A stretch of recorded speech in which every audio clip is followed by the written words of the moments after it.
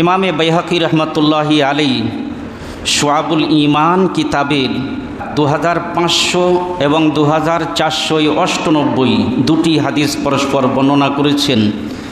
সেখানে হাদিসে বলা হয়েছে, হযরতে আব্দুল্লাহ ইবনে মাসউদ রাদিয়াল্লাহু আনহু, বিশিষ্ট সাহাবী আব্দুল্লাহ ইবনে মাসউদ, আল্লাহ নবী সাল্লাল্লাহু আলাইহি সাল্লামের বিশেষ প্রিয় সাহাবী ছিলেন।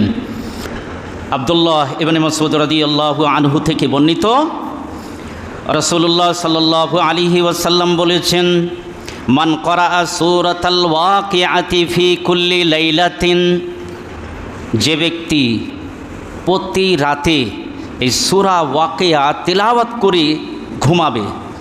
রাত শুরু হয়ে যায় মাগরিব থেকে, তো আপনি চাইলে মাগরিব বাদেও তিলাওয়াত করে নিতে পারেন সূরা ওয়াকিয়া।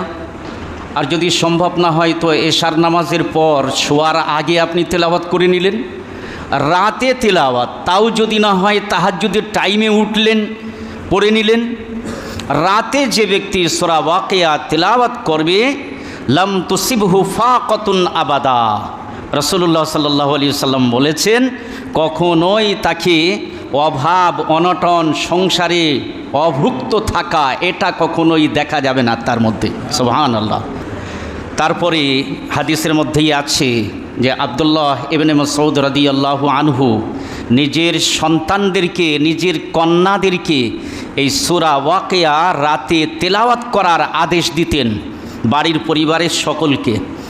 আমরা আমাদের পরিবারেতে বরকতের ঘাটতি দেখি, যে সংসারে বরকত নেই, নানা রকম বালা মুসিবত লেগে আছে, আয় রোজগার এত ইনকাম করছি, তাও আমাদের সংসারে অভাব অনটন দূর হয় না। তো কেন আমাদের এগুলো হয়? মহান রব্বুল আলামিন নিজের রাসূলের মাধ্যম দিয়ে তো বলেই দিয়েছেন, এই কোরআনে কারীম হলো বিশ্ববাসীর জন্য বরকত। এই কোরআন হলো তো মানুষের রোগ মুক্তির জন্য শিফা।